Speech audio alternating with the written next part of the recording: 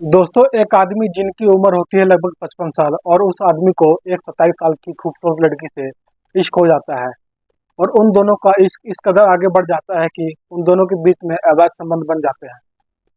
और अक्सर वह दोनों एक दूसरे के साथ शारीरिक संबंध बनाने लगते हैं।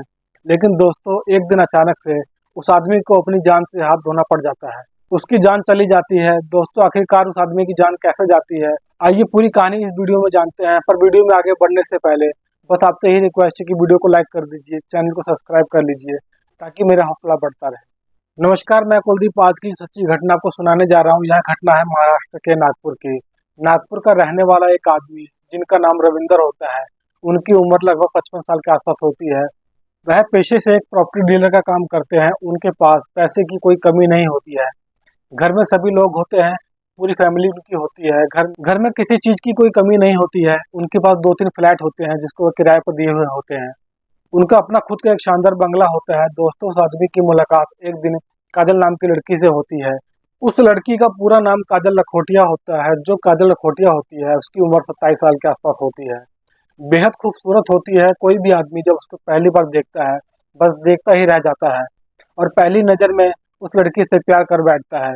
दोस्तों, ऐसे ही एक दिन किसी सिलसिले में रविंदर की मुलाकात काजल से हो जाती है। जब काजल से रविंदर की मुलाकात होती है, जब एक दूसरे को देखते हैं तो पहली नज़र में उन दोनों के बीच में प्यार हो जाता है और वह काजल से इश्क कर बैठता है। और जो काजल होती है वह भी उससे प्यार कर बैठती है और अपने प्यार के झांसे में उस आदमी को फंसा लेती है। जो काजल होती है बहुत ही चालाक और चतुर किस्म की लड़की होती है। वह पैसों के लालच में रविंदर को अपने प्यार के झांसे में फंसा लेती है और फिर उन दोनों का प्यार इस कदर आगे बढ़ जाता है कि दोनों में अवैध संबंध बन जाते हैं। दोनों एक दूसरे के साथ शारीरिक संबंध बनाते हैं। और एक बार यह शारीरिक संबंध बनाने का सिलसिला जो शुरू होता है वह रुकने का नाम नहीं लेता है। अक्सर जो रविंदर होते हैं वह किसी भी फ्लैट में काजल को फोन करके वहां बुला लेते हैं और उसके साथ शारीरिक संबंध बनाया करते थे। और जो काजल होती है संबंध बनाने के बाद रविंदर से पैसे लिया करती थी। यानी मानो कि जो काजल होती है वह अपने जिस्म की नुमाइश कर रही थी और उसी के बदले वह अपना सारा खर्चा उससे निकाल लिया करती थी। और जो रविंदर होता है वह अपना पूरा पैसा उस लड़की पर लुटाया करता था।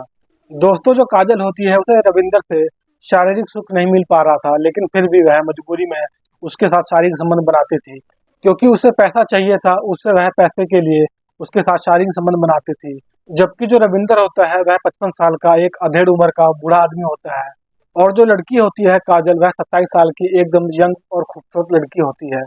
लेकिन फिर भी वो मजबूरी में उसके साथ संबंध बनाया करती थी और उससे पैसे ऐंठा करती थी। अक्सर जो रविंदर होता है अलग अलग फ्लाइट में जाता है और काजल को वहां बुला लिया करता है, उसके साथ शारीरिक संबंध बनाया करता था, उसके साथ वक्त गुजारा करता था। दोस्तों, यूं ही धीरे धीरे वक्त गुजरता रहता है और एक दिन जो काजल होती है वह फोन करके रविंदर को एक फ्लैट में बुलाती है। रविंदर जो होता है उस फ्लैट में जाता है। फ्लैट में जाने के बाद जो काजल होती है पहले तो उसके साथ शारीरिक संबंध बनाती है। संबंध बनाने के बाद काजल रविंदर से कहती है कि मैंने अपने लिए एक लड़का देख लिया है और मैं उससे शादी करना चाहती हूँ। तो वह कहती है कि आप मुझे कुछ पैसे दे दीजिए ताकि मैं अपनी शादीशुदा जिंदगी अच्छे से गुजार पाऊँ। मैं उससे शादी करके अपनी शादीशुदा जिंदगी खुशी खुशी जी पाऊँ, खुशी खुशी उसके साथ रह पाऊँ। दोस्तों, जब रविंदर होता है इतना सुनता है तो उसके पैरों तले जमीन खिसक जाती है। वो मन ही मन यह सोचने लगता है कि अगर इस लड़की की शादी हो गई, यह शादी करके अपने पति के साथ घर बसा लेगी, तो फिर मेरा क्या होगा, वह मेरे पास नहीं आएगी। अगर मैं इसे कॉल करके बुलाऊंगा तो यह मेरे पास नहीं आएगी और संबंध मुझसे नहीं बनाएगी, फिर मेरा क्या होगा। जो रविंदर होता है वह उस लड़की को उसी वक्त मना कर देता है और वह कहता है कि मैं तुम्हें 1 रुपया भी नहीं देने वाला। दोस्तों, जो काजल होती है वह जब यह बात सुनती है तो पूरी तरह से वह आग बबूला हो जाती है। उसके पूरे बदन का खून खोलने लगता है और उस वक्त काजल कुछ नहीं कहती है, चुपचाप वहां से निकल जाती है। घर जाने के बाद वह पूरा दिन यह सोचती रहती है। सारा दिन उसका सोचने में ही गुजर जाता है कि आखिरकार मैं करूँ तो क्या करूँ, ऐसा मैं क्या करूँ कि यह पैसा देने के लिए राजी हो जाए। दोस्तों, कुछ दिन बीतने के बाद लगभग एक हफ्ता गुजर जाता है और 19 अप्रैल साल 2024 का दिन होता है। जो काजल होती है वह रविंदर को आकाश नगर के एक फ्लैट में फोन करके बुलाती है। काजल कहती है कि मुझे आपसे कुछ जरूरी बात करनी है, बहुत ही इंपॉर्टेंट बात है, आप जल्दी से जल्दी फलाना जगह के फ्लैट में आ जाइए, आपसे कुछ बात करना चाहती हूँ। जो रविंदर होता है वह इस मैटर को सीरियस ले लेता है और वहां पर पहुंच जाता है। पहुंचने के बाद रविंदर कमरे में जाता है और काजल से कहता है कि कहो क्या बात है, तुमने मुझे यहाँ क्यों बुलाया है। तब जाकर काजल और रविंदर में बहस शुरू हो जाती है। काजल कहती है कि अगर मैंने आपसे पैसे मांगे थे तो आपने पैसे देने के लिए क्यों मना कर दिया। आखिर आपके पास पैसे की कोई कमी नहीं है, इतनी तो धन दौलत है आपके पास। जब मैं आपके साथ संबंध बना रही थी तब हर चीज अच्छा लग रहा था। आप पैसे लुटा रहे थे मुझ पर, जितने में पैसे मांगते थे आप मुझे इतने पैसे देने को तैयार हो जाते थे। अब मैं अपना घर बसाना चाहती हूँ, मुझे पैसों की जरूरत है, तो आप मुझे पैसे देने से इनकार कर रहे हो। दोस्तों जब काजल इतनी बात कहती है दोनों में बहस हो जाती है, हाथापाई हो जाती है।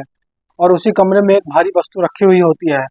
काजल गुस्से में रहती है और उसे कुछ समझ में नहीं आ रहा होता है। दोस्तों जो काजल होती है वह उस भारी वस्तु को उठाती है और रविंदर के गुप्तांग पर बार कर देती है। उसका जो प्राइवेट पार्ट होता है वह उसके ऊपर बार वार करती है। जो रविंदर होता है वह घायल हो जाता है और जमीन पर गिर जाता है। लेकिन जो काजल होती है वह उसी वक्त वहां से बाहर निकल जाती है और 9 तो 11 हो जाती है। रविंदर वहां पर चिल्लाता रहता है, चीखता रहता है, लेकिन उसकी आवाज सुनने वाला वहां पर कोई नहीं होता है। वो बार कहता है कि काजल तुमने मुझे ये क्या कर दिया, मुझे हॉस्पिटल लेकर चलो, मेरा इलाज कराओ। वह उसकी बात सुनने को तैयार नहीं होती है और तड़प कर उसकी रविंदर की मौत हो जाती है। दोस्तों वहीं पर रविंदर तड़प कर अपनी जान दे देता है। उसकी मौत हो जाती है, वहीं पर वह अपनी जान से हाथ धो बैठता है।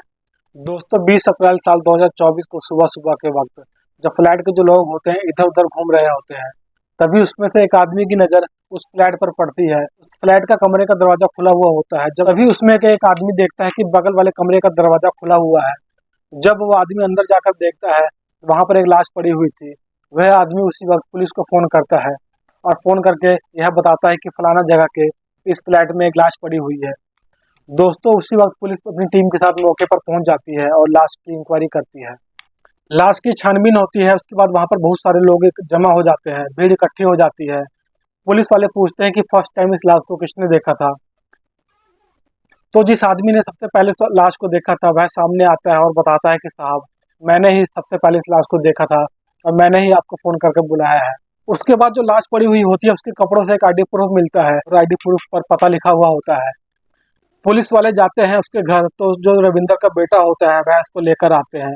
जब उसके बेटे को थाने में लेकर आते हैं तो उससे पूछताछ करते हैं कि आपके पिता का इस तरह से मर्डर हुआ है, किसी ने उनके गुप्तांग पर बार करके उनको मार डाला है, आपको किसी पर शक है। दोस्तों उसके बाद जो रविंदर का बेटा होता है वह पूरी कहानी बताता है कि साहब मेरे पिता का एक 27 साल की जो लड़की है काजल, उससे अवैध संबंध था और मुझे पूरा यकीन है कि मेरे पिता का मर्डर उसी ने किया है।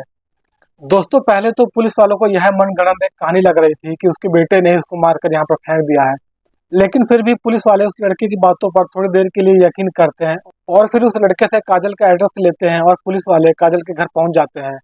काजल के घर पहुंचने के बाद पुलिस वाले काजल से पूछताछ करते हैं। जो काजल की हालत होती है, काजल की हालत देखकर पुलिस वालों को समझ में आ जाता है कि इसकी हत्या काजल ने ही किया है। काजल को उसी वक्त पुलिस वाले अपनी कस्टडी में ले लेते हैं और थाने में लेकर चले आते हैं और उसके बाद उससे पूछताछ करते हैं। दोस्तों इस पूरी घटनाक्रम को सुनाने का उद्देश्य किसी दोस्तों इस पूरी घटनाक्रम को सुनाने का उद्देश्य किसी को परेशान करना नहीं है, किसी का दिल दुखाना नहीं है। बस आप लोगों को सचेत करना है कि आप लोग भी समाज में ऐसे लोगों से सावधान रहिए। दोस्तों यह कहानी रही आपके सामने, कैसी लगी कमेंट में जरूर बताइए और जरा से भी अच्छी लगी हो तो वीडियो को लाइक कर दीजिए, चैनल को सब्सक्राइब कर लीजिए ताकि मेरा हौसला बढ़ता रहे। मिलते हैं अगली वीडियो में। जय हिंद।